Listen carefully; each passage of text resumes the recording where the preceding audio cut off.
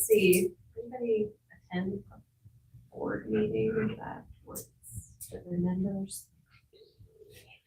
It sounded like they reached a resolution on the persons with disabilities accommodations.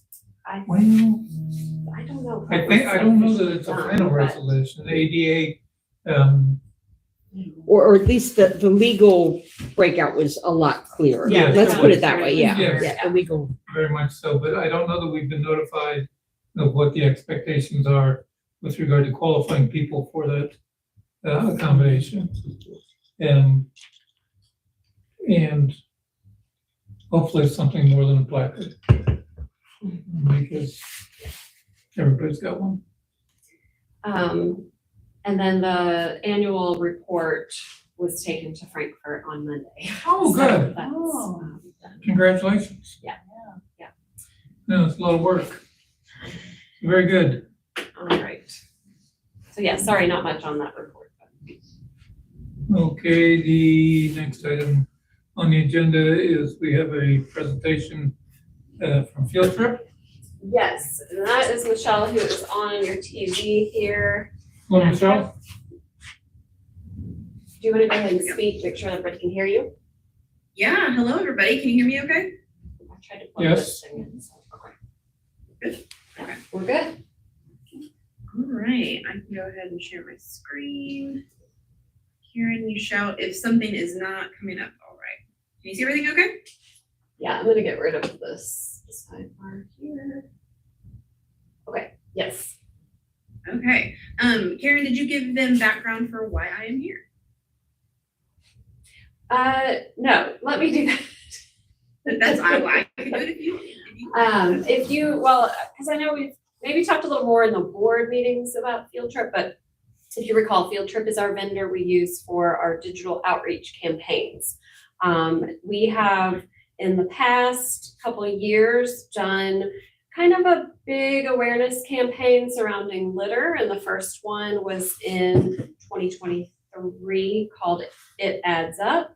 And then the last year's was Clean Together Louisville. That was kind of the big tagline. And this year we decided instead of having a big 3-month one campaign, we asked the board to, and really the funding isn't a whole lot different, but to kind of look at the contract a little bit different and have them for the full year do smaller campaigns that have some similar themes threaded throughout, and then still have some kind of bigger campaign. But anyway, so we've been working a lot closer with Field Trip and more often as far as meetings, and it's been going very well.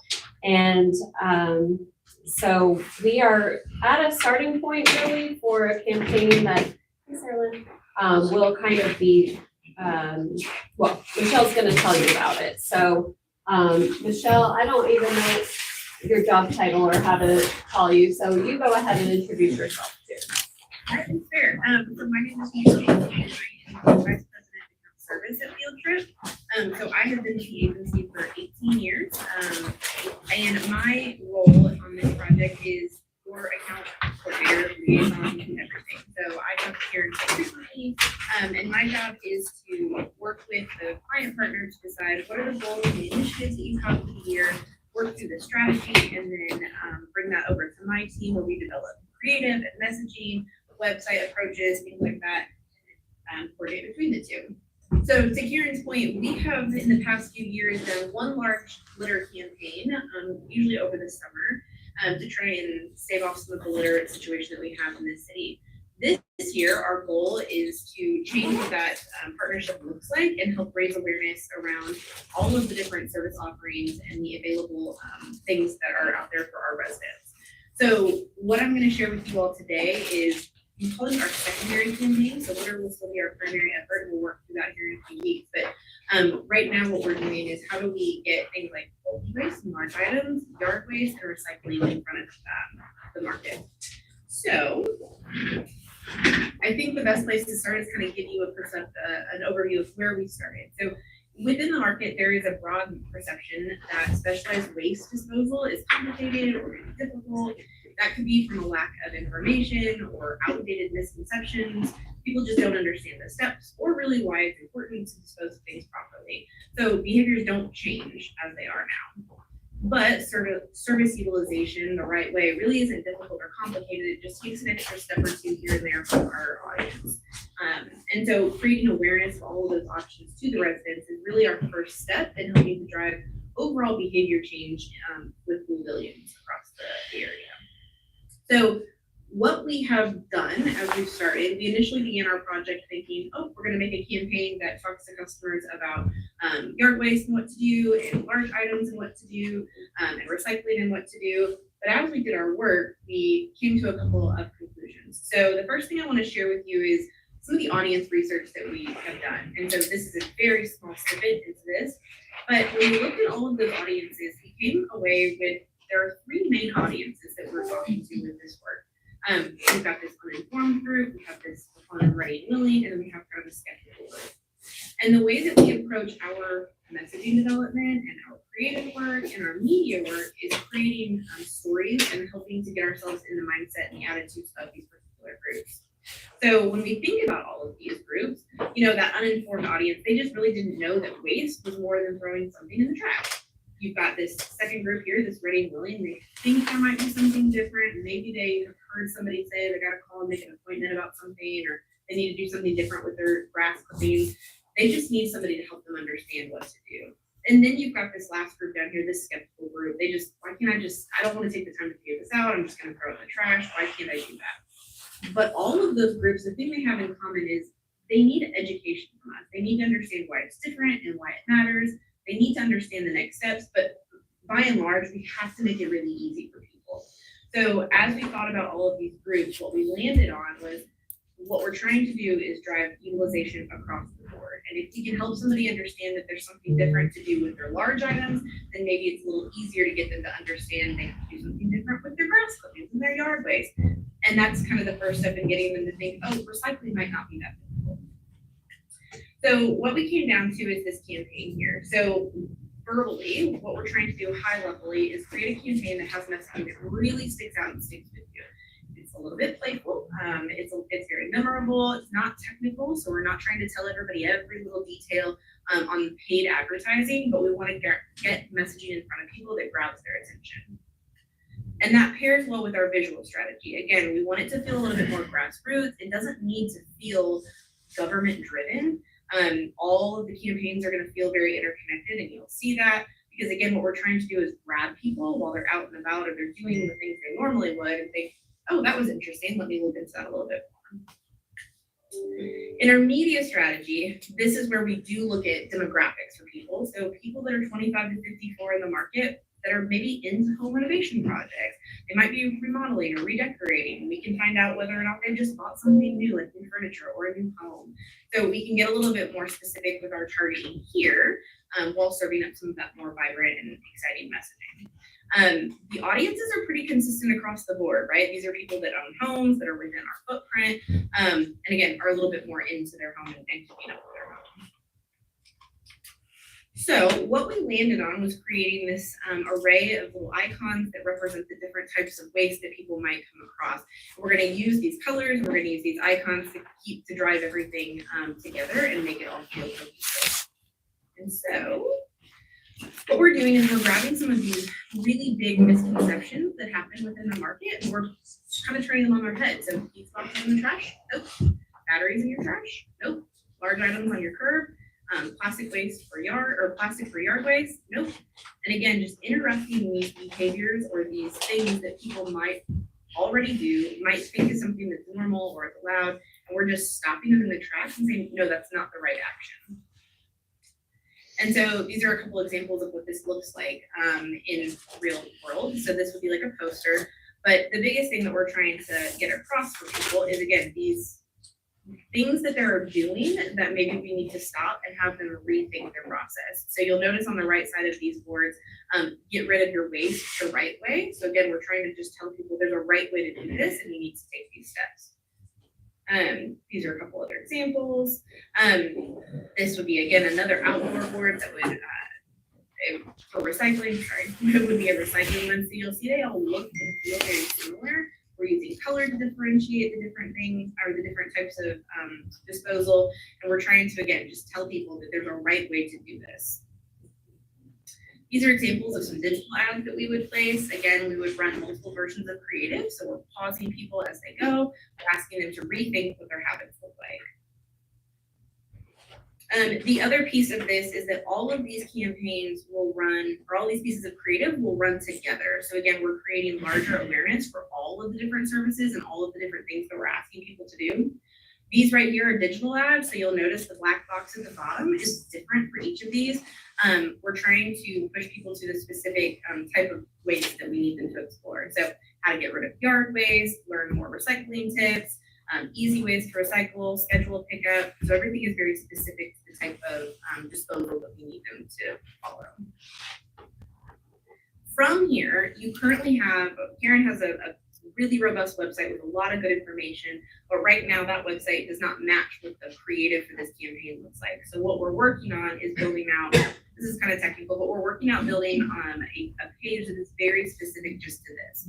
So for instance, if somebody sees that social ad on Facebook, they can click it, they're gonna land right here with a page that has a header that matches our campaign, so it's a very cohesive experience for them, tells them very quickly where they are and what they're here to do, and then we allow them to self-select to the category down at the bottom that they are interested in. So if they saw a yard waste ad, they can click on yard waste, or maybe they saw a yard waste ad and we're giving them the opportunity to look at bulky waste or recycling options here.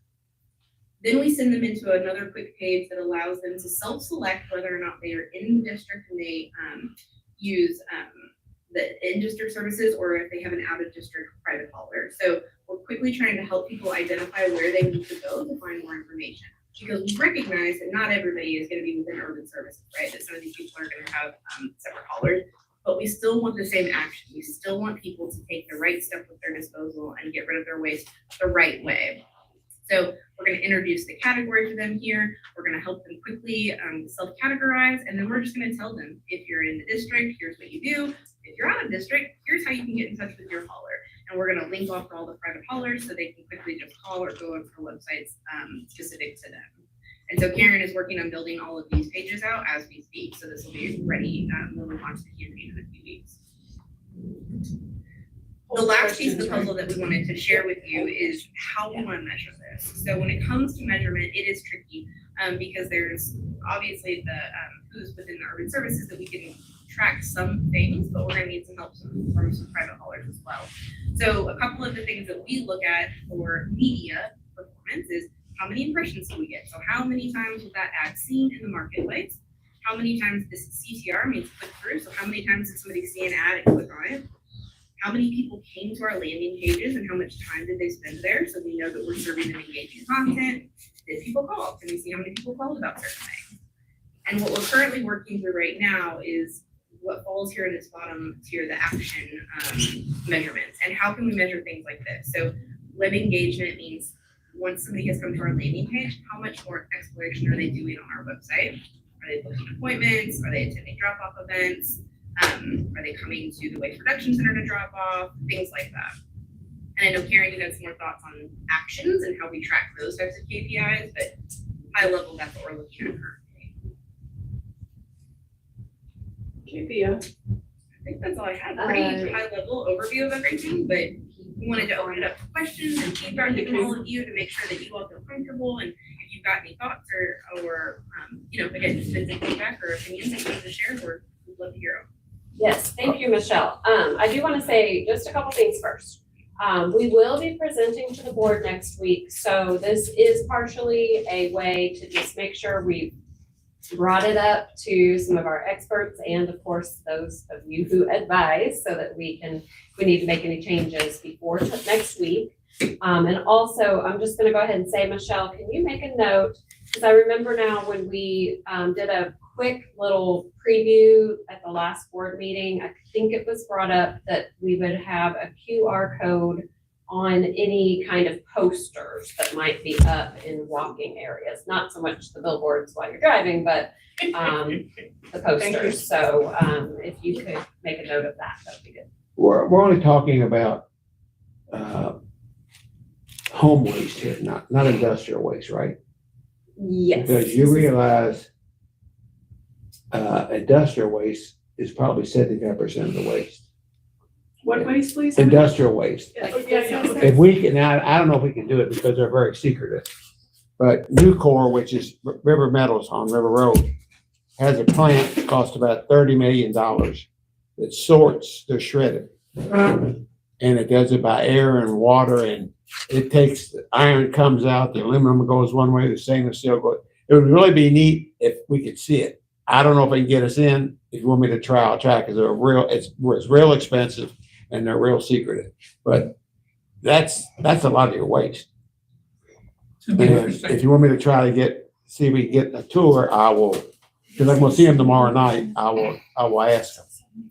I think it'd be very interesting. Okay, I'll do it. This, the old River Metals mega shredder. correct? Yeah.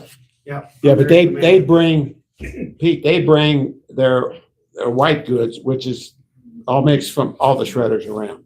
Yeah. So they're real secretive. I mean, they're afraid. But I'm gonna go to a meeting tomorrow night, our whole Valley chapter of our trade association. And I'll say, well, could you do us a favor, maybe let you go?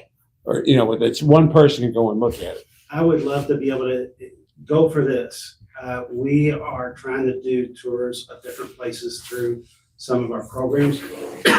If we could set up a periodic tour of like no waste ambassadors that learn about waste, that what some things that they would want those people to know, that helps them. People from our advisory committee, 109 board, to be able to go there and do that. I think that would be not just one-time hit and benefit. I think it would be a long-term benefit. I'll check it. And also maybe we can get the 109 board to put some pressure on, but putting pressure on Nucor is like putting pressure. It's like me putting pressure on the city of Louisville. Some of the reasons that they're a little bit secretive is because they had so many explosions. Oh, yeah, they have a lot of explosions. A lot of They're explosions. Quite often, so that's how I know them very Yeah, well. But it is I mean, when we had a shredder at our place, it did it half-ass. I mean, they do it, and I'm going to a trade association meeting in a couple of weeks, but they use water and chemicals and air, you can't believe it. And it does, I mean, that's a lot, a car has probably 40% waste. So what I would say is that this is starting our campaign. We're starting it in certain sectors. But this, to me, because we've created this new partnership, that's going to be an ongoing thing. We're going to be able to run campaigns on different things for the foreseeable future. I hope these are the first ones that we picked. Doesn't mean we can't do it as we get more into it. Business recycling and waste is an area that we have been working to get into. And now that we have built out our education department somewhat, we're getting closer to being able to do Maybe we that. can get him some goodwill. I don't know if anybody knows the mayor, but I'll work on it tomorrow night. I don't know, they may, I don't know. Since I've been having working in a long time, they may let me go in because I don't know anything anymore. Karen, I have a question from Michelle. Okay. And I may be a little bit late to this party, but looking at the billboard examples that you've shown, you show the product that we want to we want to recycle, but in an effort to educate, is it possible where you could show the recycling product that it could generate? Because you showed a bunch of limbs and whatnot stacked together. You could show mulch next to it, or, anything. It's just an idea. I mean, Yeah. it would help with the education. Friendly amendment. I had a big periodical table in my classroom where for every element, there was a picture of something made from it. And it made such a difference for the students. It wasn't just 2 letters up there. That'd be good. Particularly those like me that don't. What do you think about that, Michelle? Is that something doable at this stage, or are we looking at a future product? That to me feels like a really good step too, where we're not just saying, don't do this action, but we're saying, because you do this positive action, this is the output of that action. And I would love love to see that be a campaign that we could explore in the future, because I think that would be very valuable for people to understand why it's important to do the right thing, because here's how it benefits us later, and here's what is the output of that. So I actually made a note about that, and that's something I'll talk to my creative team about, is how do we have a second version, or like another version of the campaign later that does that? In the interim, maybe we can put that on the landing page, because that would be a little bit easier to do at this point, I would think. I always do that Yeah. situation where you ask that question, why? It's kind of like when I was a kid and my dad said, don't smoke, and I asked why, and he wouldn't tell me, so then I smoked. It's, it's kind of that simple. So, And Michelle, if you want to stop sharing for a minute, I do have the website at least preliminarily, so I could share that.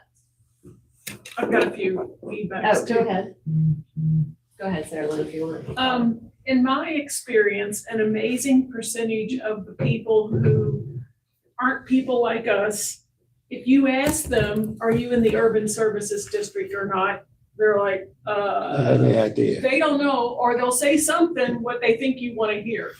And I'm wondering, the tool that she mentioned was like, it was a placeholder in the graphic that we saw in the slide, but is it something where you can put in your street address and it tells you which area you're in? Well, that's part of why I wanted to go ahead and pull this up, because so far I haven't actually done exactly what the placeholder said. Okay, The website itself always has this at the bottom. good.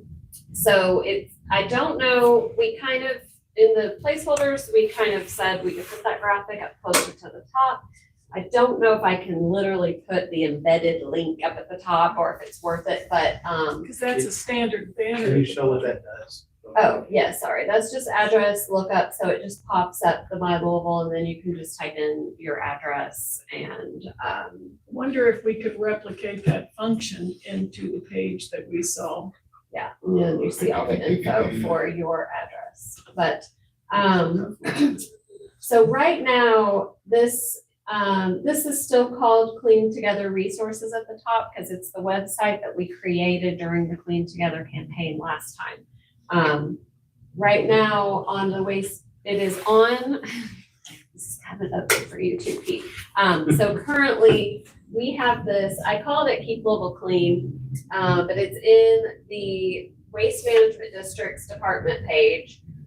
Keep Louisville Clean, and then these are the 4 main pages that we're using right now for the campaign. Doesn't mean that can't change or get built out more, but the things that are out on these billboards and posters are leading you to these 4 categories. So if they see these ads, scan the QR codes or whatever from this campaign, they get here. And then these pages are built out to kind of help direct you to find more information.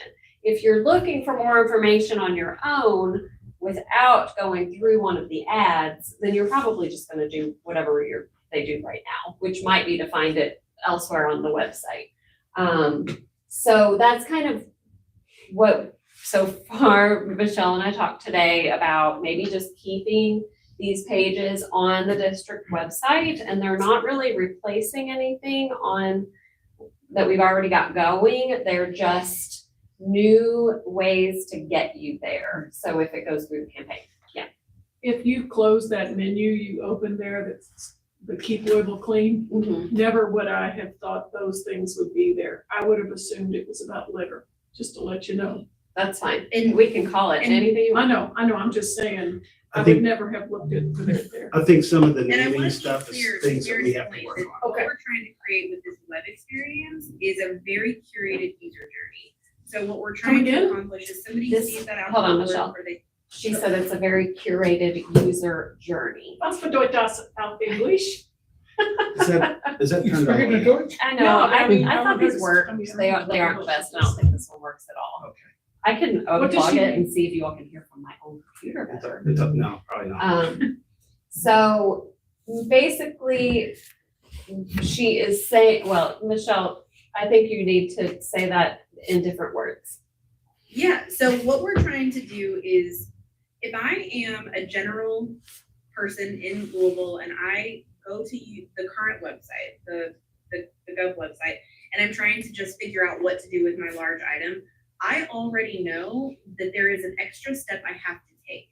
So Karen has a wealth of information on this website, and there is a path for those people. However, what we have to assume with this campaign is most people that see the ads aren't going to be familiar with what we're saying. They may not be even familiar with the website. They're not understanding that what they're currently doing is incorrect or there's something different.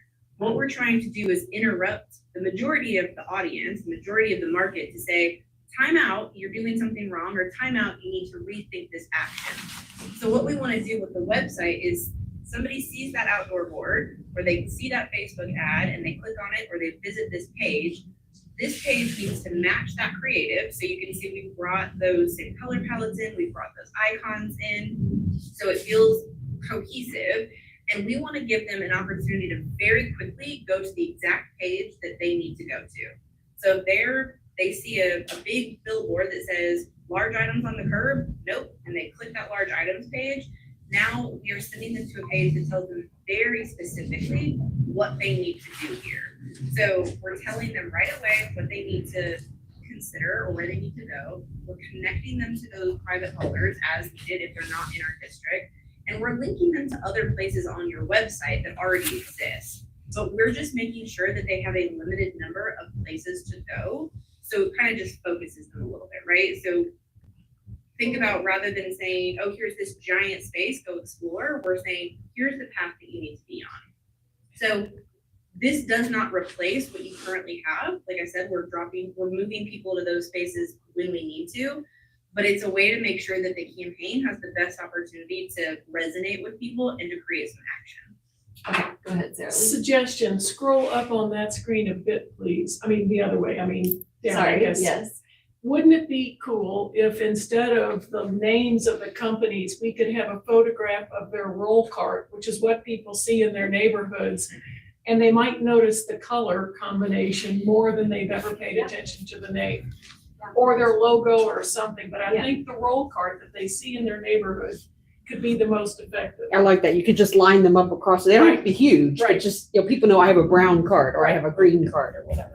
One thing that we have to, and Karen, correct me if I'm wrong, because this is a brand new thing, it's ADA for websites, and sometimes images That's right. are not the best, so it has to be coupled with. Well, there would be Yeah, a you word put the word too. there somewhere. Well, my Well, just- understanding, 'cause I've gone to some effort on this, is if you put in the photo file, whatever the label is with hyphens between each word, that software can still read it for people. Yeah. But if you just put in regular words with spaces like we normally do, it won't read it. And the new thing that our website does is if the image does not really have a function other than being decorative, you can just click this little box to say it's decorative, and it doesn't even, so people with screen readers that aren't even seeing the image don't need to see it. Like in this case, all they care about is the words above Yeah. it. So we can put the words there too and do it that way. So if you click on the image, does it go there? Or do you have to go click on the word large items? As the person who made the page, I linked both the image and the words.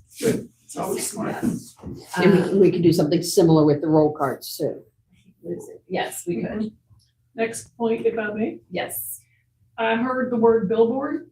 Is Yeah. that in what we're considering? So, Some billboards, yes. Because I would like to beg us not to go that route for a couple of reasons. One, we're down to two companies dominate the entire industry. It's an oligopoly. But two, they are cutting down trees and public rights of way to increase how long we see their billboards while we're going down interstate highways, ostensibly at 55 miles an hour, but nobody's really doing that. And that's kind of wrong in my view. Meanwhile, at the ranch, TARC is struggling for money, and we could be spending our money on moving billboards instead, and bus shelters, which are by definition on the most heavily traveled streets. Because I don't really think we need to be distracting people on interstate highways any more than we already are anyway. So I would like to see that instead. Two more points that you're probably used to me saying is, The contrast, I thought on some of the images, the word nope was getting lost in the background. And maybe it needs to have like a black outline to make it show up. That would be an easy fix, I bet. And then the last thing that I noticed, nowadays, if you're doing both digital and print, then are we doing, I guess if we're doing billboards or bus ads or whatever, that's print. You have to be really careful about the color so that it's easy to make it be in both formats. And I don't understand how you do it, but I do know that graphic people know how to pick the right color so it doesn't look funky in one medium versus the other. We're spending all this money trying to make things be visually compelling and cohesive, and therefore I think we need to really make sure we've got the right palette. So good digitally and on print, Uh-huh. same way, yeah. Yeah, it's PMS versus RGB or Yeah. something like that. Yeah, okay. I was also gonna say, it's not exactly official, but we're, pricing out some truck garbage and recycling truck metros, stickers for the trucks and, through Swims is doing that. And we have, asked if those images can be used. So it would be kind of a partnership there to put the same information out there. So I agree about moving billboards. I don't know if we'll, I don't know about not doing billboards at all, but I've written down reports. We can go back to the point. I think it's where we're talking about is on the 65 corridor where there basically isn't any trees left. Because they cut them down. I've got the They're- photos. They're in the industrial, not the industrial, but I get what you're saying. We'll look at that. I mean, I work now 1 block from that interstate, and if I go 2 blocks north, they took down all the trees, including red buds. They couldn't possibly block the view, but they send out people whose native language isn't English, so they keep it simple, cut everything down, you know? It's so aggravating, and when you're an oligopoly, you can afford to buy changes in the state law that allow it. All right. Anyone else have any comments? All right, Corinne? Bob? No, you're back there, you're supposed to be up here, but that's okay. Anybody online? Yeah, any of the committee members? I can't see them, but, If you would speak up, they could hear. that's the issue. I think they're hiding from you. They're all muted. No, Oh, there's Kim. Well, I didn't think you could hear us for some reason. We got it going this time. The last meeting, Oh, we awesome. had a weird issue. Okay. So the people think that we're on the right track, still with some tweaks, but yeah, with some tweaks, I think. I think it's good. It's, obviously, you're working with Karen in the education department. So yes, I'm assuming that the topics you chose, the 4, are a function of where you have the most problems or the most questions. yeah, for various reasons. Number one, batteries is a problem Yeah. across the board in the waste industry. Big time. So that was a no-brainer. Yard waste, is a problem. I wish we can get it out of the trash. So while we're saying that it has to be in the right bag, I'm not sure if the privates have as much problems with people setting out yard waste in plastic bags. We don't, because we won't pick it up. Well, I don't pick it up, but it's still a problem. Well, yeah, it's still on the curb. So that works for that. The large stuff at the curb is a problem because of litter, or not litter, but visual things and people just setting stuff out wherever they're at. They just set it out at the curb and it goes away, right? But that's not really what happens. So that's, we did choose these based upon need. And I think that we could probably make a lot more of them in a relatively short amount of time. But we just only have so much that we can do on the first round. I have a suggestion on that point. What about doing this in Spanish as well? particularly the yard waste one, since so many of the contractors are Latin.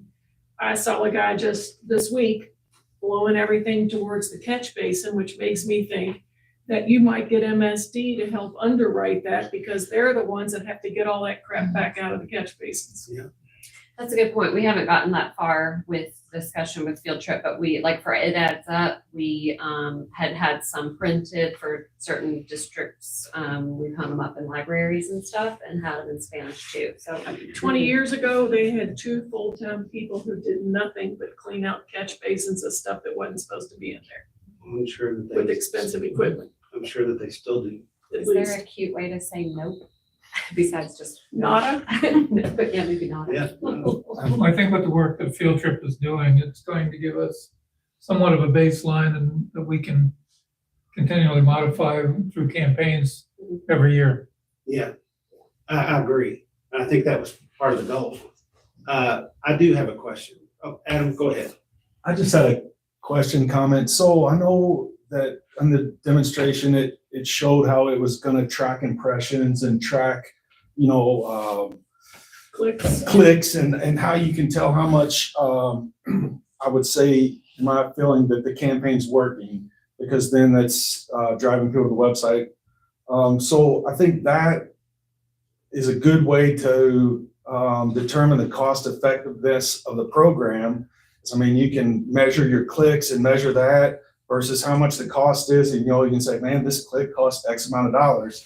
The other thing I think the impressions would be helpful with is that you'll be able to see, what's the most traffic, like, or bulky items, like, is that, 10 times higher than batteries? And maybe then that will help understand for future campaigns what people are the most interested in or what they're the most going to the website to try to find out how to do things right. So I think monitoring that and making sure that someone is on top of those impressions, I think will help dictate how the campaign could move forward in the future. Yeah, that's what Michelle and her team will do. And I know when we have done it before, like even one of the, like the It Adds Up campaign, there was 2 different like phrases and they kind of ran them at the same time to see if there was a difference with what maybe. I think that stuff's kind of interesting as to what actually gets the traffic coming there, or it's, what is. It's a good point about seeing what people are interested in, Yeah. but also what people are not paying attention to that we really need them paying Sure. attention to. Batteries. Yeah. I keep going back to batteries because that's a big deal. If I could, one of the things that with metrics it's been confoundingly difficult, especially when it comes around litter and how you measure this. But some of these things are a little bit easier, but we need a little help from the privates and to say, are you increasing the number of people asking for a bulky waste pickup? Are you decreasing the number of plastic bags you're seeing at the curb? What else was there? It's hard to justify batteries because you're not going to see them until you see them. But anyway, I'm hoping that I don't know if we can find a way to get a metric for each one of the haulers to say, no, this is improving, or, hey, we're getting a lot more calls about this. I don't know. We're going to have to listen and help with that. Yeah, I mean, I don't know how you guys can do it, but if that's can be a topic at the NWRA, and how you can do these metrics. What's interesting is that they have an opportunity in order to get the address to the proper, I think she said to the proper hauler, service providers. Is that what? But we can't necessarily have them put in an address and come to the private hauler unless you want to give me your people. I don't think you will. What was that she was typing in? That is the My Louisville thing that anybody in Louisville can click on that and it will say whether you're in the suburban area, this is what you should do. You're in the urban area, this is what you should do. We would love to be able to get to a point where it would point to a home rule city or whatever, but we have to have that participation. I've got an idea that might get us started.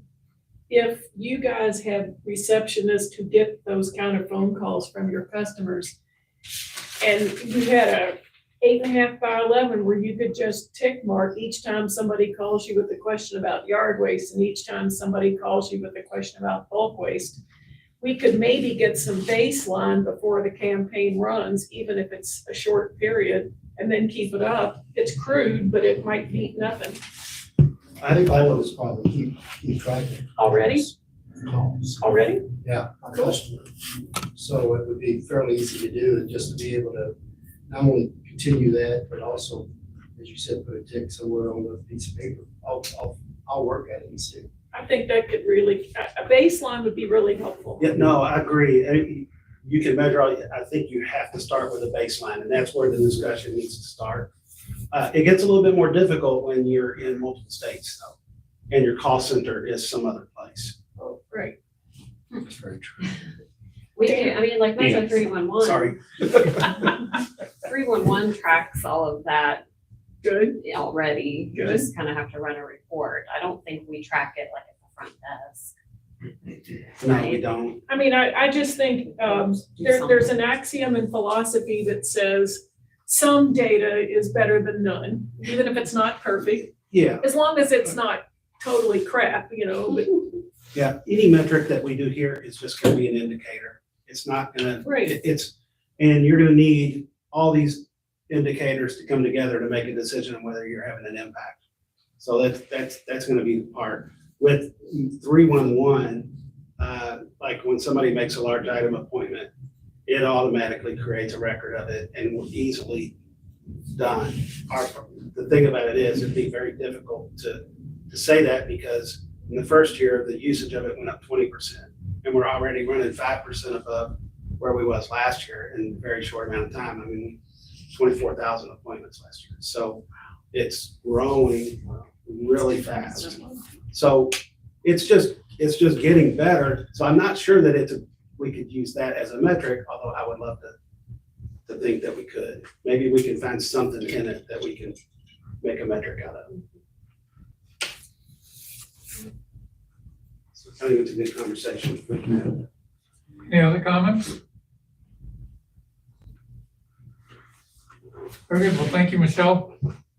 Yes. And, Thank you guys so much. If anybody has questions, Karen knows where to find me, so please feel free to send them her way. all right. All right, thanks, Michelle. Thanks, Michelle. Bye. What is Field Trip again? Is that her company? That's the company. Okay, it sounds like software to me and I was confused. Okay. Yeah, I know, it's an interesting name, but, yeah, they've worked with, what's the name of the transportation company that did, not company, but like Kipta or, I'll keep the, I think they were a reference. Kentucky. They did like the big Louisville COVID campaign, if you remember, images with masks and, even in Spanish and stuff, but so they really do a lot where they're trying to help a community. It's not just about. Are they promoting local? business. Yeah, yeah, cool. Yeah. They were chosen through the RFP process, so we really like them. Cool. All right. Are we done with, so next order of business, waste district application update? Yes. Is this on the grant process? Yes. So we did present to the board, right? Gosh, We did. all these meetings just run together in my head sometimes, but, so they, let's see. We presented what we talked about at the advisory committee last month because there were some questions, and some things we wanted to tweak. So we went ahead and told the board all of this, knowing that we would make these adjustments or ask these questions from you all. I believe they did vote to move forward with it, right? Wasn't there a vote? I'm sorry, I did not I read. think in concept. I think they did with $50,000 as the start. Yes. Pretty sure, was it? Sorry, They did, I missed it. There's been 3 tornadoes since I left. yeah, we, Water right. under an Kim and Matt, you should be seeing PowerPoint. I hope that's right. Yes, okay, good. Okay, well, regardless of what the board said, the goal in this meeting was for me to report to you what my findings were and any changes. And if you saw your email yesterday, today, I know it's busy time, but I do have the link that I can pull up if we just want to look at it together. I also have, well, anyway, we'll carry on. So from my notes from last month, there was a question just about security in general about the website. Susan Durham is my contact for this. She said, just like with anything with the city, anything is subject to open records requirements, but there's nothing required on this document that is like, that could be bad for that. But they do not sell any information. It's a trustworthy company and many states and cities use this software. So it is new to us, but it's not new everywhere. And having just met her, I trust her, you know? Yes. All right, and then we had we had a discussion last month about adding faith-based organizations. She came back and said, we are prohibited by law from providing funds to a religious organization. So if a religious organization like a church has an associated nonprofit organization under it, then we could award funds to the nonprofit. Yes. Prohibited or not recommended? She said the words prohibited, so I believe she meant the word prohibited. She's very careful with her words. So I was not aware, this is all kind of new stuff to me, so I didn't really know. The HOAs were part of that same question. And she wrote that you can probably award funds to HOAs that have 501c status. And she did suggest asking Natalie Richards at Jefferson County Attorney's Office, or maybe just, we have our other guy, just to run it past him, but I didn't get a chance to. Oh, hey, Lori, thanks. Hi. Yes. So specifically, the only reason I know this answer is because of Trash for Cash. Okay.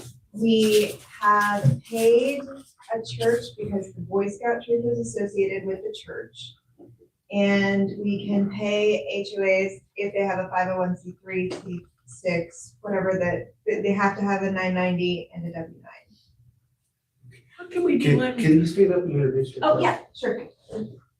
Hi, I am Lori Roberts. I'm the director of Brightside. We are now in the same space, but we administer the Trash for Cash program that's provided through the grant from litter abatement. If we can give to for-profit businesses, it seems strange to me that we have any restrictions, but. It's all about use of government funds. Waste district funds are considered government funds. Sure. And, you know, I've mentioned it at one of the meetings about the 3 or 4 questions that you have to ask of any spending by your organization. And if it doesn't pass that test, then it's not eligible to be spent. So a lot of that has to do with who it impacts, how many it impacts, and it has to be for the public good. Let's go here. So, and the original question was about the revenue commission number, right? You had to have a revenue commission number, and that's how this all came up. I think so, but then I think someone wanted to make sure like the churches could apply. Because they don't have revenue commission numbers. Yeah, gotcha. Or scout troops, if everybody's a volunteer, they might not have one either. But we're talking about tens of thousands of dollars. I can't even envision a scout troop project that would qualify. But I can envision if like Southeast Christian Church wanted to do something campus-wide, that could make a meaningful impact, but you know, it doesn't seem right. It seems imbalanced. I have You to know, ask matching grant or something. one question, Karen, or Okay. is there any requirement for matching funds? We did not place that in, I mean, we've only, it's drafted, but no, it hasn't been included. I think that it's an interesting question, or at least in-kind expenses or expenditures. I think that would kind of go hand in hand because we use that a lot when we do state stuff. You can use in-kind. But I think at this point we decided that we wasn't gonna do that, didn't I just like matching funds because they've got skin in the game. Right, I agree. They're not just coming in for, Well, that can be part of the evaluation too. right. We know they have matching The funds. rubric. Right. You know, another strategy might be something like if you're a 501c3 and your annual budget is below X, you're not gonna get anything done without having at least some time involved. Whereas, like, I'm planning on going to Goodwill and talking to them about filing for a grant and starting a mattress recycling program. Because that would get a lot out of the landfill. They can match it in spades, you know? Oh, yeah. Thank you, Mackenzie Scott, but anyway.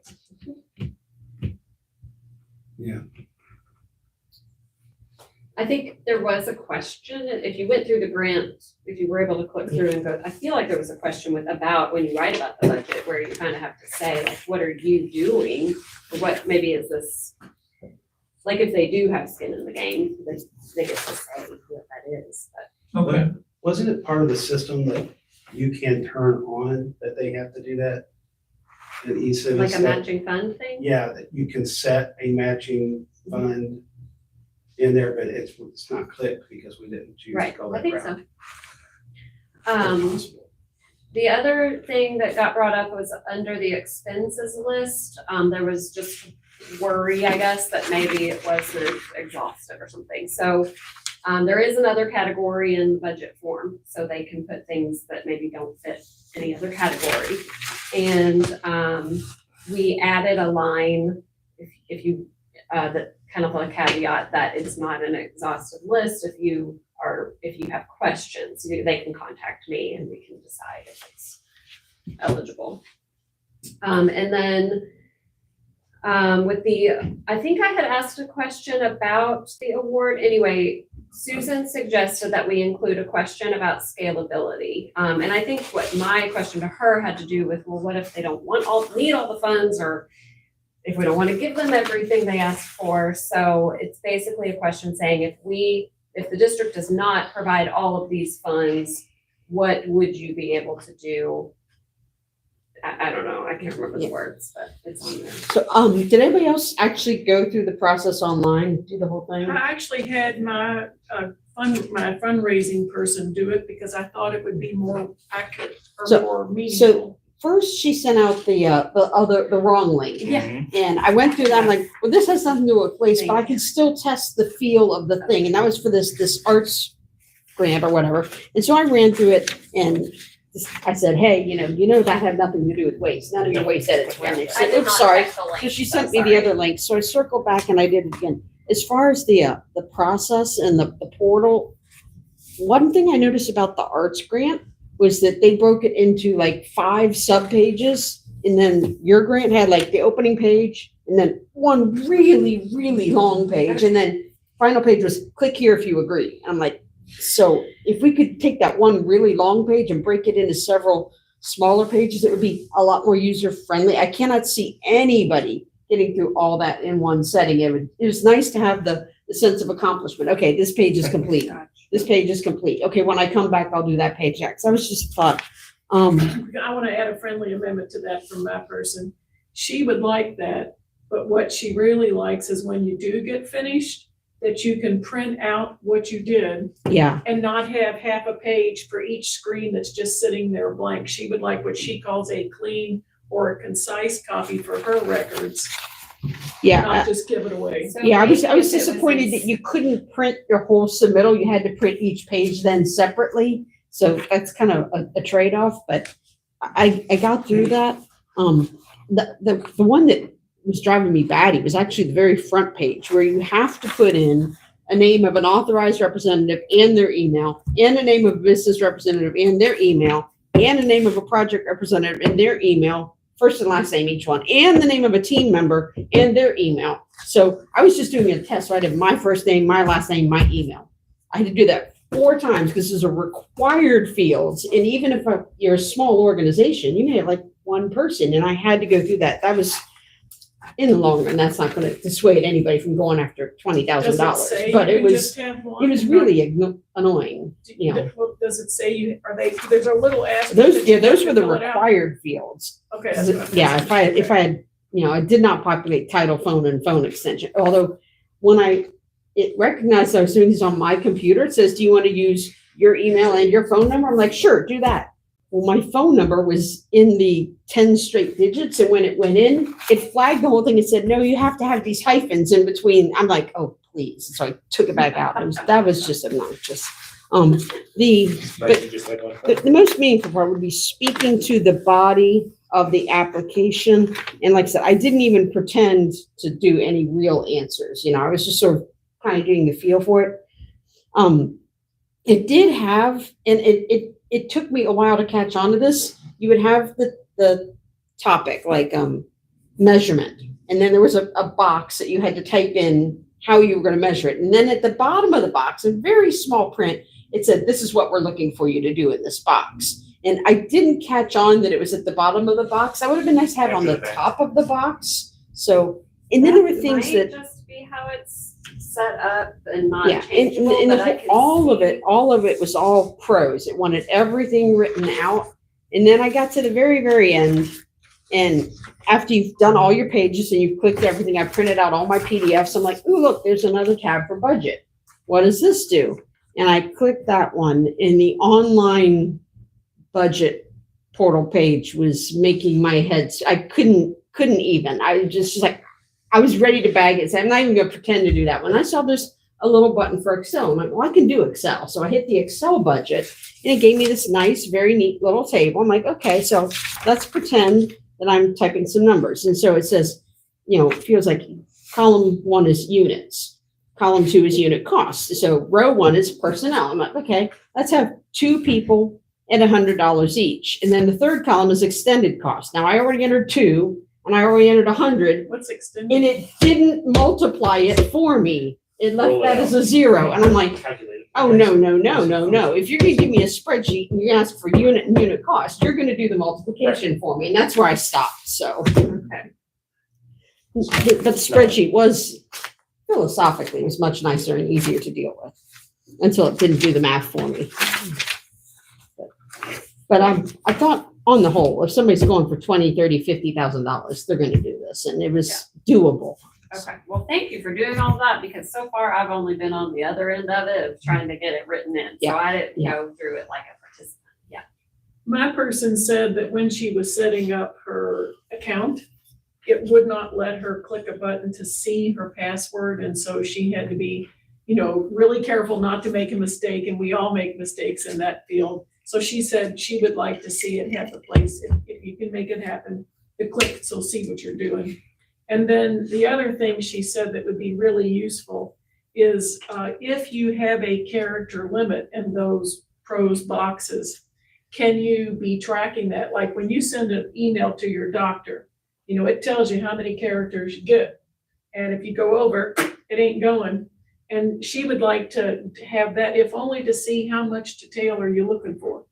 And I you think might I want saw that too. numbers in some of them. I saw Okay. it. So I was just Okay. writing test. but She, yeah. I interrupted her to come here, and so she didn't actually confirm that, but she said it's always helpful to know, because again, she doesn't want to go too far, but also it tells her what you're looking for. So if there was a character limitation, or maybe even one that we want So to if you just- move the description on top of the box and you say 250 character limit right there with it. Right. Now, the other weird thing is when I set up the account and I set it up, and then they have to email it to you, and you have to verify the email to get your account. So now I'm in there, I'm going, and I have an account, I've got a login, I'm logged in, and then you have to add a team member. Now, I haven't done anything yet. I just got logged in. And so then I had to add myself as a team member. And then I got another email that I had to go and accept. And then I had to go back in. And then it would finally, it was weird. And I know you don't have that much control over When you the, were putting in team members during the you application. know, you have to add yourself as a team member just to get to the application.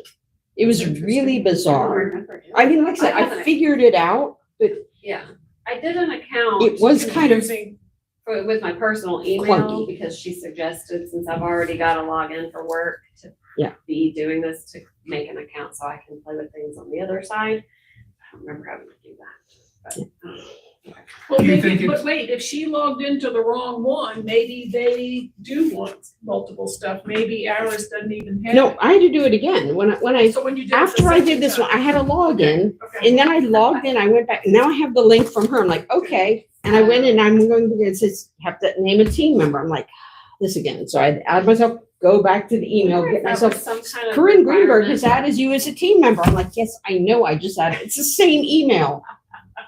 Okay. So if you did have another name, that person would have to verify. Yes, Yes, that's right. Very, probably. But I guess my question is, do you find it too laborious to receive free money? No, no, if I'm going for $20,000, I'll do this, you know. you did it for free. I did it for free. Yeah. Well, thank you. We only Okay, do it for 3K or more, just to let you know. We don't go through all that for less. so I was thinking maybe I would pull this up on the computer, but since you all went through, I don't know that I want to, honestly, but, anyway, I asked her about, timeline, and we're gonna obviously be bringing this to the board again, next week. So I'm hoping we can get an official, we're good to go, and maybe have a timeline. But she said that once we're ready, because this is all in a test environment, but we just have to kind of duplicate it basically to the real environment. And it just takes 2 to 3 days, she said, for it to be officially published through this department that helps with this. We can begin the intake of applications on any date that we choose. And I guess we can also keep our window open as long as we choose. I don't know, there might be a general guide, best practice for how long you might keep something open. They only have one stipulation based on issues they found. That the application deadline must be on a Thursday or Friday and no later than 5 p.m. Because sometimes people were saying like 11:59 p.m. because it's like before the next day. But then if anybody has issues, you're dealing with it in the evening rather than during business hours. So that was a learning that they had. And then she keeps telling me that she has jury duty starting May 6th. So we won't have the ability to contact her if she gets stuck for a couple weeks doing that. But anyway, so that's all I really have. I guess what I would like from you all is just and I don't know how official this needs to be, but I just want to make sure everybody's good with how it looks. As far as pushing it forward to the board. And then do we have any recommendation for the board for like a time frame? So, I mean, when to launch? yeah, when to launch or how long to keep it When do they open? want to award the money? Let's start at that. Yeah, what fiscal year are we thinking? I'm for as soon as we can do it. I mean, not to rush it, but not delay it. When does the fiscal year change? July 1st. That's What? Metro money though. So do we want July 1st to be, or You're not June gonna 30th to award be the back to that deadline? one, I don't think so either.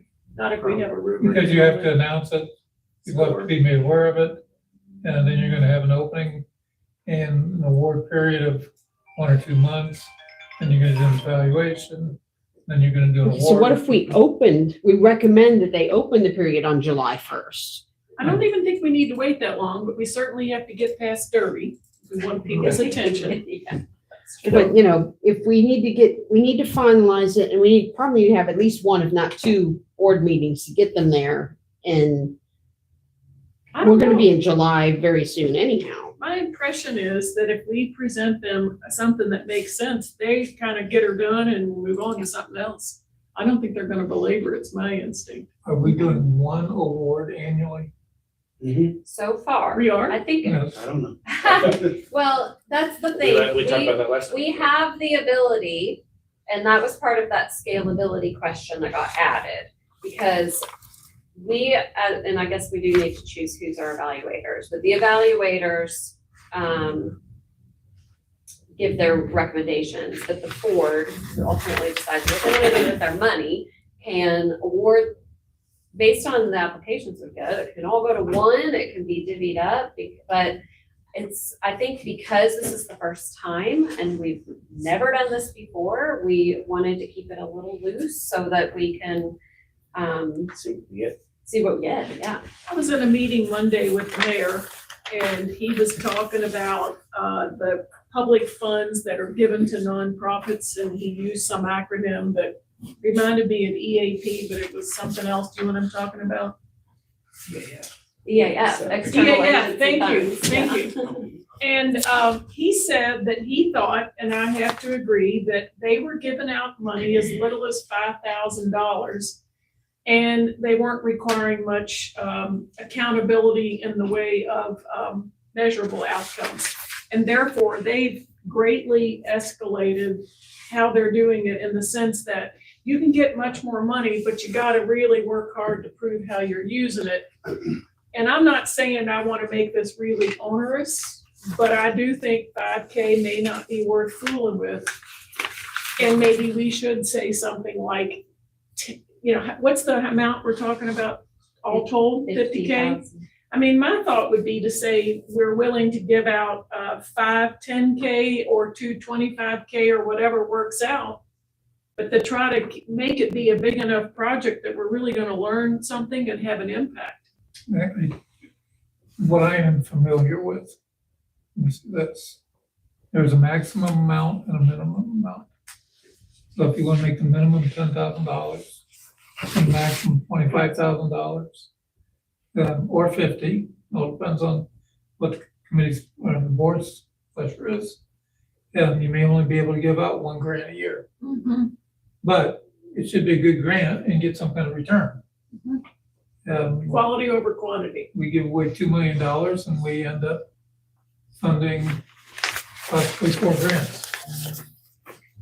I Well, mean, it also depends on who you want to target. The right, recipients to be. Do you want a school program involved in this, which may be on the smaller side for Sure. students, or a big charity? So it goes back to what you get in. And I think that's why this first time around, the thought when we spoke to the board was to keep it vague right now and not give a minimum maximum and kind of just see what we get. well, you're I gonna like be Bruce's idea. overwhelmed. You gotta give people, I think it really is good to give people brackets so they know if they're even Well, dead on arrival. or not. Other than Yeah. 50,000 being maximum. Yeah, I think we need to at least say that. If you say, like Bruce was saying, which I think is the best way to do it, is a minimum that there is, and 25, you can even say 50,000 is the max, but I would say 25 is the max. 20, If you 25, get 50,000, that's, You could do 5 to 25, and I know, you might not want to do a lot of 5s, but, for the first year, we might get some really fantastic 5,000. If you make 25 your max, you get 2 of those and you're done. well, see, the reason I asked about skin in the game, somebody's asking for $25,000. You're gonna have a $50,000 project. Mhm. And they're going to have a little bit more to You can say 5 to Incentive 50. I mean, make it work. I You agree gotta with that. make sure that they're, get some information what they're gonna do. Mhm. We can't just give them the money. Well, there, if you read the questions, I mean, The rubric. I think in the rubric, I think Can it's help a lot. pretty clear, and I would say the board has the right to not fund anything. If they don't get a project that's worth that's not a funding. guarantee that we're gonna award, But right? that needs to be made really clear, but yeah. Yeah, I don't disagree. There should be a minimum because we don't even mess Yeah. around with $1,800. But maybe low enough still that schools or kids could do something. You Tell take us what 5 you're is gonna too do. high. With the money. Yeah, you have to have a good project Yeah, still. tell us about the project. I could live with 5 for the especially. You think early 5 is too education. high or too low? Oh, I don't think it's too low. No, I mean, it can be 5 or higher. I'm saying, You I don't think don't- it's too high for like a school project? Right. Yeah. They can come up with something. I mean, we want it to be impactful. So not too much you can do for $1,500 anymore. So, I was gonna say one more thought. At the front of the real link, I did very much like this whole write-up about what we're trying to do. I thought it was, I'm sitting here looking at it and I just noticed, I remember we discussed this like 2 meetings ago. Eligible grant expenses include equipment related to the collection, transporting, and processing of recycled or composted materials. That's what we're trying to fund, right? Ineligible grant expenses include personal protective equipment. And I really, really, really think we don't want to do that. I mean, if you're gonna handle things, you have to let them pay for the gloves to handle the things. Otherwise, we're liable That for was their in our injury. original meeting, and I can't remember. I'm gonna check, because if my document that's on Word doesn't have that, then it just didn't get edited there. I don't You know, think after we yeah. had that You discussion. can't tell me that we're not gonna pay for your personal. I- Yeah, Right, no. That- yeah. We're trying to So- figure out why. And I that only was- noticed, because I remember making the same comment If you before. remember, I copied and pasted that from the state grant, so you can talk to the state Yes. about why they won't. We don't want to pay for fund their personal PPE. vehicle. That's crazy. Right. Yeah. Well, I They just don't wanna noticed pay that. for designer. Yeah, shoes. What else is in that? Okay. Yeah, what else is excluded? Remind us, please. And- What else was excluded? What was excluded, the cost for preparing the application, electric utility installation or connection or other building modifications and improvements improperly rented, leased from private entity, payment of utility bills, installation of lighting, heating, or cooling equipment, ventilation systems, construction, rent, or leasing of buildings, general daily operation and maintenance of equipment such as oil, fuel, lubricants, etc., purchasing or leasing of vehicles, municipal solid waste dumpsters or compactors, office equipment, supplies, and promotional giveaway items, cleaning supplies, permit fees, all disposal costs, meals, and food.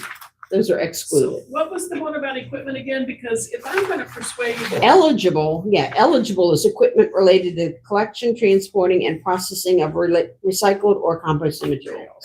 Wait, yeah, come.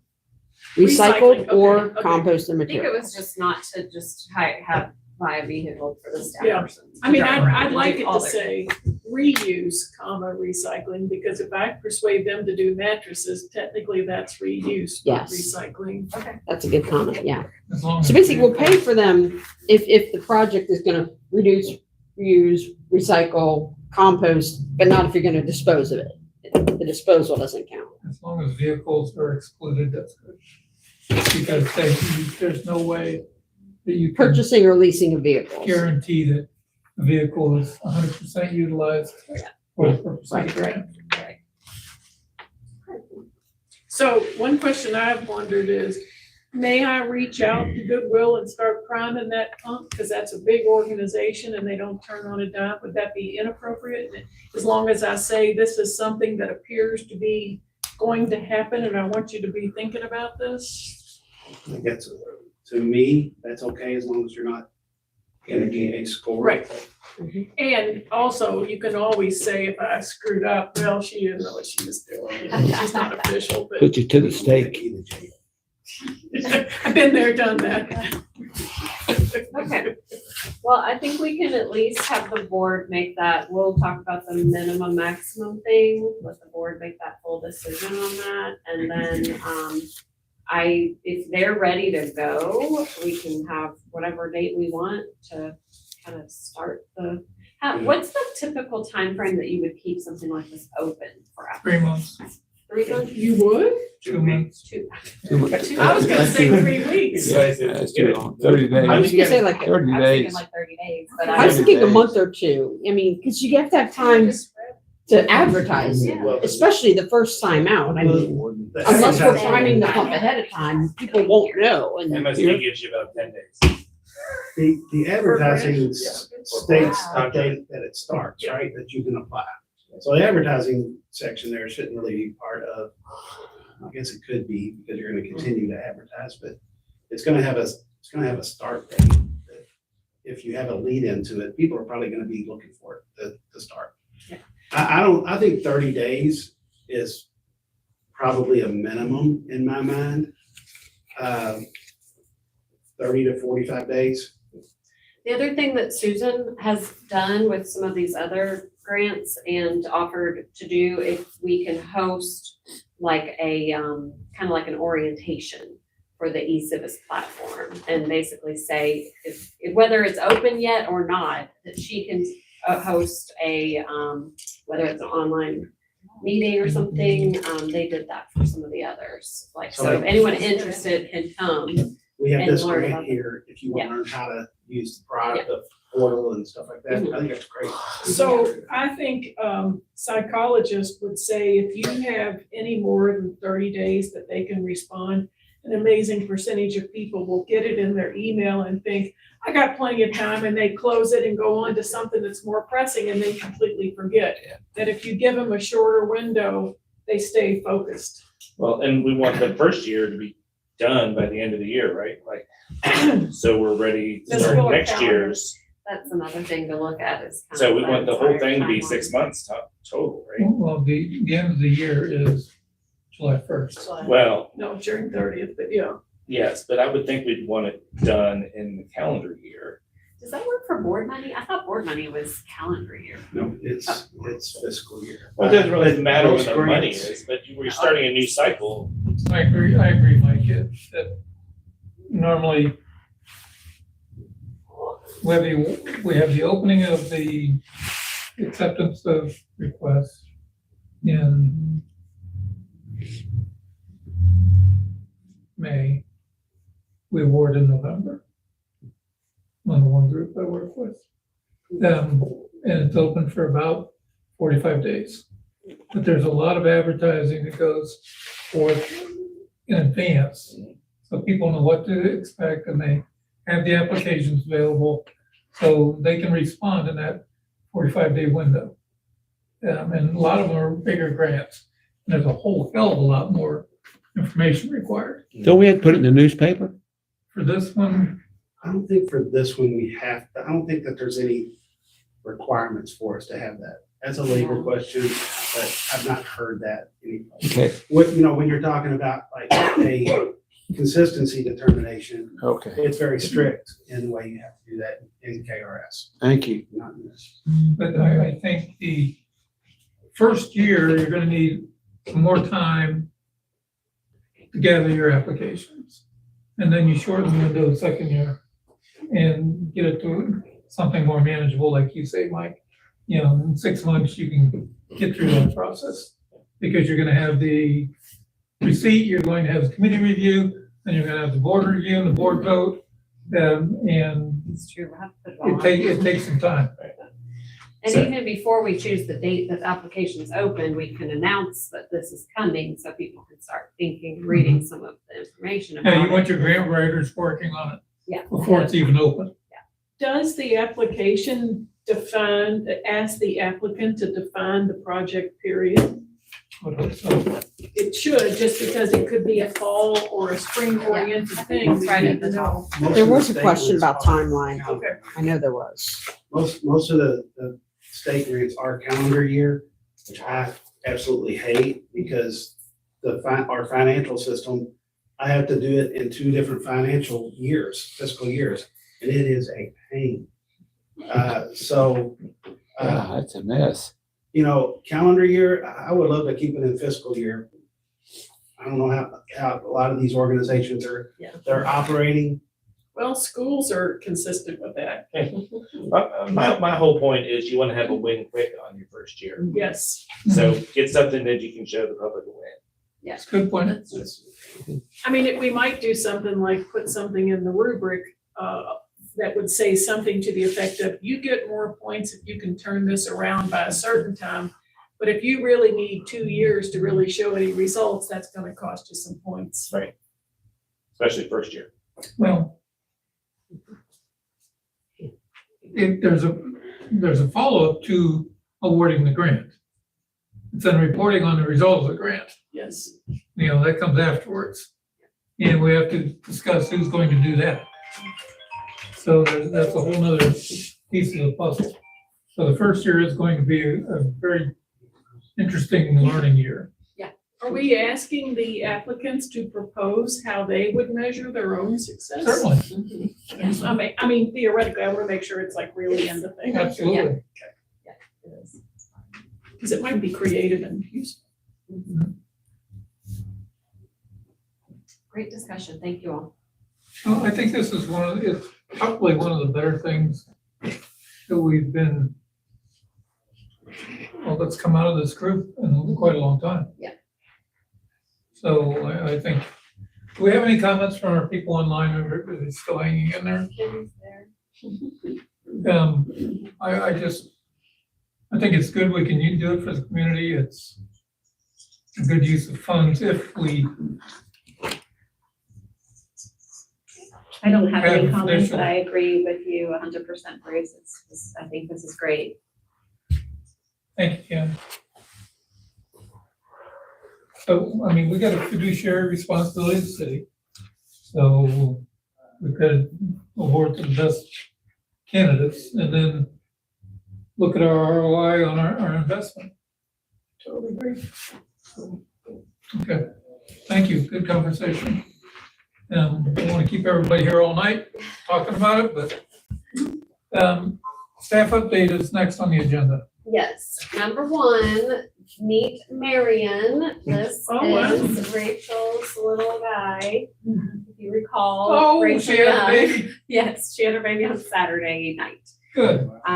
So she's, He's a little one, isn't he? yeah, I didn't hear any stats or anything, and I was just glad she told us and not leaving her alone. But they got home quickly because she texted Sunday afternoon that they were home already. So I'm assuming that means everything was very smooth. Yeah. So that's wonderful. What happened to my mouse? Come on. Okay. So I will quickly go through this since we've kind of gone against time. Sorry, Kim, I gotta move your face. There you are. So Recycle Right program is still going. You all are very familiar with that. As far as our team that goes out and looks in the carts, we're still hoping we can partner with haulers. Anyone in the room that would like to partner with us again, contact me. I've had trouble finding the time to really keep bugging everybody. So we would love to get some other routes besides the Metro's Urban Services District. But Diana Tobias here, she's been helping with our social media. So we've struggled with figuring out how to post about the Recycle Right. And what we landed on is that when wherever neighborhood we are, we can announce like, hey, this is kind of what was going on in the Taylor Berry neighborhood today, or the Klondike neighborhood, or wherever. So here's a few screenshots. I know you can't read them all real close, but screenshots of No Waste Louisville's posts on that. So during Urban Services District Recycle Week, look at the Facebook page, see what's there. The images are always a little grainy just because they go through our app, but I think it's fun to actually use real pictures that our team takes. They hold up these weird things like the lattice that you see, or lighter fluid they found, or the tanglers that are there. So anyway, and that gives feedback for all residents to see, even though the tag was very specific for the person who put it in there. So I wanted to give you all an update on that. Was the lighter fluid full? I don't know that it was actually was at one full, point. but really, in sometimes they're able to really, I don't know. That picture was actually the tangler that was on top of it. Okay, it just happened to be there too. Yeah, yeah, so Either I'm way. not sure. When I was at MSD and before the legal department found out that I was dumpster diving, I would line up all this stuff outside my cubicle in executive offices to where the entire executive team had to walk past it in order to get to the toilet or the coffee pot. So it got a lot of traffic, including rancid milk cartons and things like that. And I put up this big sign that said, "Whose trash is this?" And I was threatened, and Gordon backed me up. I didn't take that stinky stuff away until every member of the executive team had signed off that they had gone through it to see what their staff was tossing, much of which was perfectly usable. But anyway, if you want to use the line, "Whose trash is this?" I was getting traffic from all 3 floors of the main office. Everybody wanted to come and see it, you know? I like it. I like it. This is just a quick update about the unstaffed recycling drop-offs. 20 of our dumpsters, if you're familiar with these, they're kind of scattered around town, but 20 of the dumpsters have these little sensors. That's the yellow thing that just shows how it was screwed onto the side of the dumpster. that sends an alert to, the team when they're 75% full. They do empty these daily, so I'm not sure how much faster we can go if they fill up, but it does help if one happens to be overflowing. But it's a pilot program, so not every dumpster has them yet, but it's a, How does it work? Some locations can have 10 to 15 of these dumpsters, and we can almost dump them twice a day. Yeah. They are heavily. yes. Also, they can be misused. These are our original lids, and we did cut those. They were double-sided. We cut the holes bigger to kind of accommodate for people who are trying to recycle. Of course, a lot of times the lids got opened, and then people just drop bigger stuff in there, which can be a major problem. Some of those lids got damaged. We've recently purchased new lids, and the hole goes all the way across. Our team so far has decided not to cut that hole any bigger, which I'm sure people are gonna complain about, but I'm kind of thinking of how to craft some information to try to help people understand the reason behind our decisions. We haven't heard it yet. No, it's but true. We have had people doing the same thing. Well, I wanted to show this wonderful picture. I guess they're the, Are these small business people or homeowners disproportionately, like those big old boxes? It's I a mean, how little can we bit, it's a fill it little that bit of fast? both depending upon where you're at Yeah, and what you're located near. I mean, I am all for ideas on how to prevent people from prying our lids up because of This one, these are brand new lids. They've already They'll jacked tear, it up. they'll tear and- them up. I bet you've seen it before. They'll tear them up. You don't worry. Yeah. Put a fake They'll camera, tear If them you up in a come up with a month. way, let us know. Yeah. Cameras before, but- or a fake camera that says smile, you're on Or- camera, yeah, we what about appreciate the you. camera?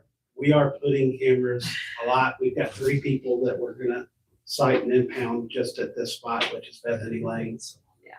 We caught one just recently, but our program has been down a little bit as far as our cameras go. We're trying to get a different style that's more monitored, but more expensive, more time consuming. Permits have to be pulled for those versus ours. The nature of this doesn't always catch them is our problem with our cameras, but when we do, we cite a bunch of people and then it slows down. Fairdale was off the chain. You couldn't even get to the dumpsters. And we impounded probably 20 something people. And changed these dumpsters, stopped. So I wonder, could we put up some sort of relatively indestructible signage where we could change out the photograph, but put pictures of the vehicles that were taken from people as consequences so people I don't know. We do social media it really hard. But I Terry mean, does a right there, when fantastic they're job. making the decision. No, I get what you're I saying. think that's a good point. But while it's in my head, one of the things that I kind of wanted to change on our signage on the illegal dumping part of the sign, because you see on the right side, it's an illegal dumping thing, the left side is what you can put in there. I want to do it like the illegal dumping signs that we're putting out in the community Mhm. where there's how to get rid of the stuff right. QR codes. Mhm. And a lot of people think that, hey, at least they put it next to a dumpster. Somebody's gotta pick it up. It doesn't matter. I No. mean, you can put it in Yeah. your street down there. It's still a different Yeah. truck that has to go pick it up. Right. It's still illegal And dumping. here's another idea, the waterfront park right now is full of wood and plastic and other crap that was in a dumpster. Okay, but you know what I'm saying. It was in a dumpster that wasn't closed and it blew out or somebody pulled it out looking for something else and it worked its way to a creek and then the river. And I think people who fish care about stuff like that. When I was at MSD, we got a lot done on erosion control just by talking about how mud in the creek hurts fish. All of a sudden, they were on my side. No, Can we do I think something that's like good. that? It's amazing. You can see the transformation of on roadside litter. And I can speak to the one out by Barstown Road at the Gene Schneider. You see all the litter in the ditch and you go clean it up, but if you walk another 50 yards and look in the ditch, it is unbelievable. And you know where it's all going. I mean, it's just amazing. It's And all I bet coming there's off a those bunch of parking lots. open dumpsters there. Mhm. I bet there's a bunch of open dumpsters at that shopping center. It's mostly coming from the shopping centers itself. It's the plastic single-use bags. It's the cups from the Taco Bell. You can see it because right there next to the drive-through, that's where all the cups and Just throw it stuff. on the Even ground, though there's a garbage can right there next to it, throw it on the ground. it's amazing. We I need don't stun think guns. it's litter. I can't sing from that. You know, we should take pictures quick like this training and take them into like middle schools and high schools and I'm saying, look, show kids this and make them upset so that at least in 5 years, maybe we'll see a reduction in this. Oh, you I know? agree, Brandon. I That- think that's what our. That's where educators- seatbelts started, That's right. training the kids. That's right. That's a good point. You train the kids, that's where seatbelts I've got definitely started. done that before, but I don't hit schools that often, but like at the Manual Environmental Club was the last one I did. And I I think think Kim will attest to the fact that talking to kids about recycling is the best way Yeah. of getting their parents to recycle as well. Do we go to schools at all and talk to kids? Oh, yes. Actually, that's why Diane Moon is not here today, because she's doing some Hazelwood after school. We were at Jacob yesterday. Did you cover the EEL program? Did I what? EEL, the Field four? EL core? Field four. I didn't talk about it, I'm sorry. It's okay. Okay, well, I'm gonna move on to announcements, because I have a slide for it. Okay, Okay.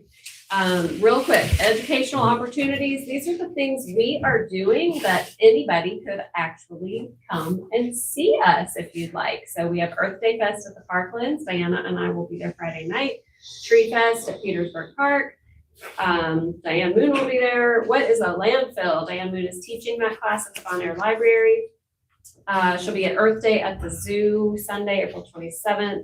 We have the Beachmont Festival of Flowers coming up, and then a Building Our Blocks event that's hosted by District 15 event that we're. Did they give you any spots at the fairgrounds for the fair?